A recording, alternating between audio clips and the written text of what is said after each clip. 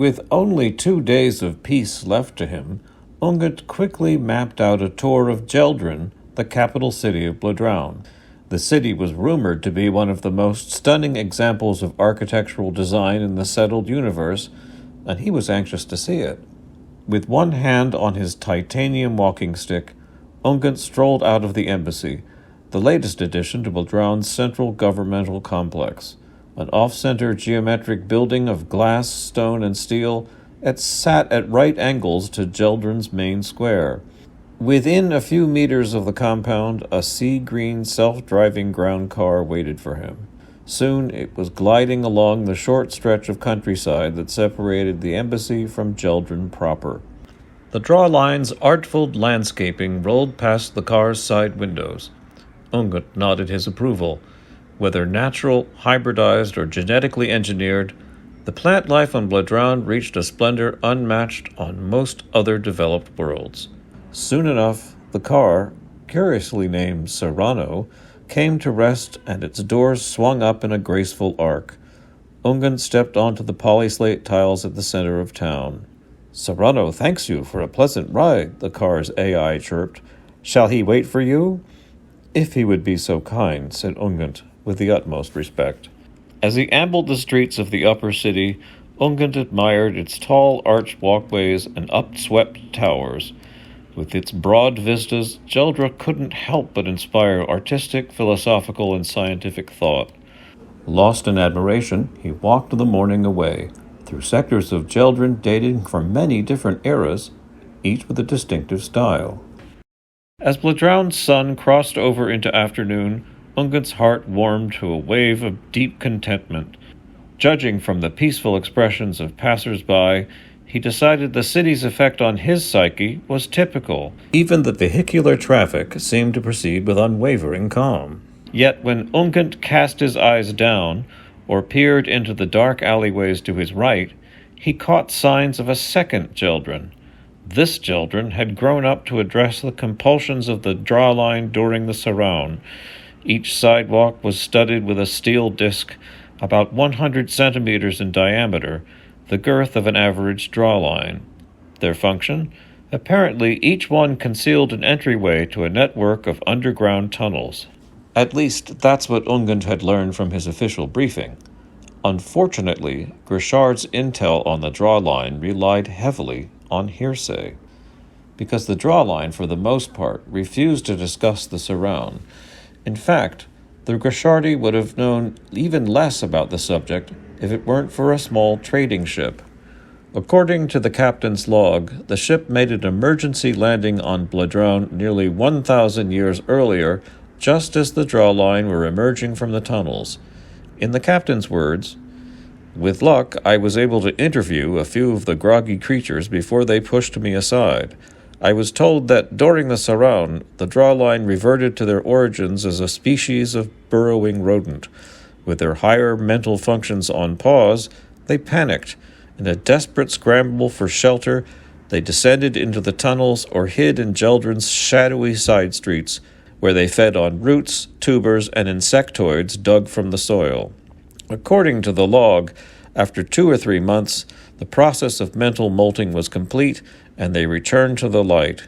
By every estimate, the drawline weren't scheduled to re-enter surround for the next 250 years, because they had last emerged from it a mere 7 years ago.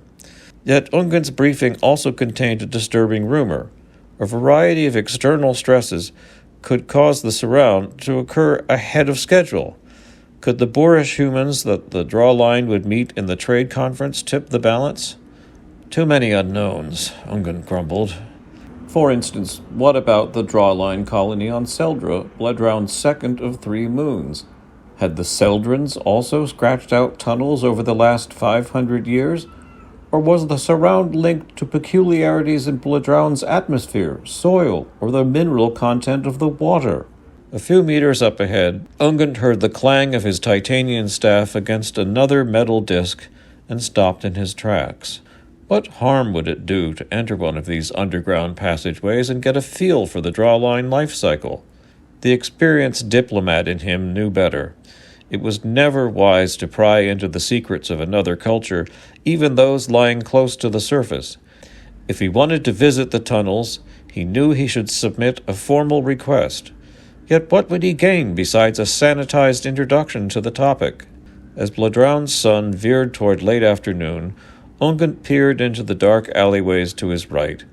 Could he gain some insight by exploring them? As it happened, today was a business day and the streets were filled. At a moderate pace, he could reach the nearest alley without attracting attention. Navigating the alley itself was another matter. Ungent could barely keep from knocking into a warren of abandoned shacks. Living inside them were a mix of wild and domesticated critters Ungent had never seen before. Yet what next caught his attention was downright perplexing. "You lost?" called a female voice to his right. "No," said Ungent. "I'm here on purpose." "Nobody comes here on purpose," said the voice. Ungent tiptoed around a mound of decaying junk and saw an odd creature squatting on the cracked pseudo-kata tiles. Odd, as Ungent would be the first to acknowledge, from a Grashardi point of view. Still, it was likely that many other sentients would have been perplexed by the creature's appearance. A brain with spindly legs, a tangle of vegetable roots leading to a small sac of plasma, yet she had the voice of an angel. "Just my look," she said, as Ungent came into view. "Too old for symbiosis." Ungent's eye stalk stiffened.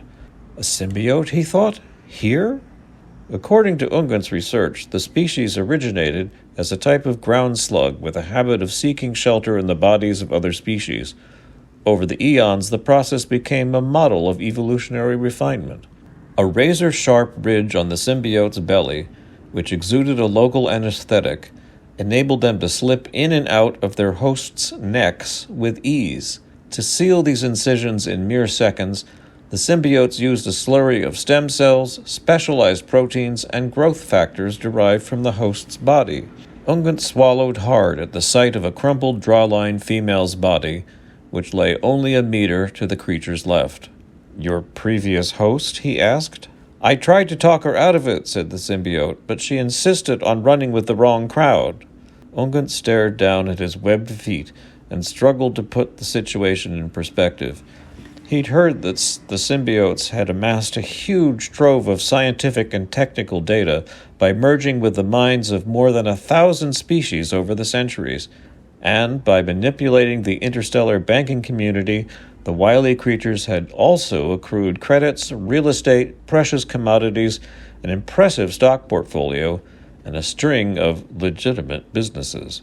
You'd never know that to see one face to face, Ungent told himself. "What's on your mind?" asked the symbiote. "Spit it out. You can't say anything stupider than I've heard already." Ungent's throat went dry. "Well, what will happen to you now, on your own?" "I have about a week," said the symbiote, "before I have to merge with the tree and give up my singing career. Now tell me honestly, what's a Grashardi doing on a drawline dung heap? Don't you want to see the museums?" Ungent glared down at the symbiote's dark red shimmering mass. "How do you presume to know why I'm here?" he asked. "Name's Warvex, by the way, thanks for asking," said the symbiote. "I get around. You know, wherever my host goes. Hey, look out!" The crustacean had barely enough time to duck as a hail of debris flew into the alleyway. "What in Rexnella's holy matrix was that?" he yelled. "The humans are back," said Warvex. "Landing in the center of town is their idea of good taste." "The trade conference," said Ungent. "I thought they'd arrived already." "Tell me you don't know how much humans love a dramatic entrance," said the symbiotes. "Actually don't. I have to go scouting." "You mean," Ungent started. "I do," said the symbiote. "Humans are as obnoxious as a swarm of Dresnel on a hot summer day, but they make great hosts. Heads as empty as a sack of air. Before Ungent's bulging eyes, she crouched down hard on her spindly appendages and then shot through the air like a bullet. Stunned, Ungent turned around and trudged toward the Terran Protectorate lander. Armed with only a vague plan to catch a crew member off guard, he knew the odds of gaining inside information on the human mission were slim. His one chance depended on the accuracy of the intel he'd received about the ship's captain. But luck was with him. As he re-entered Jeldren's main square, he caught sight of a tall human, and soon a cheery voice echoed off its surroundings.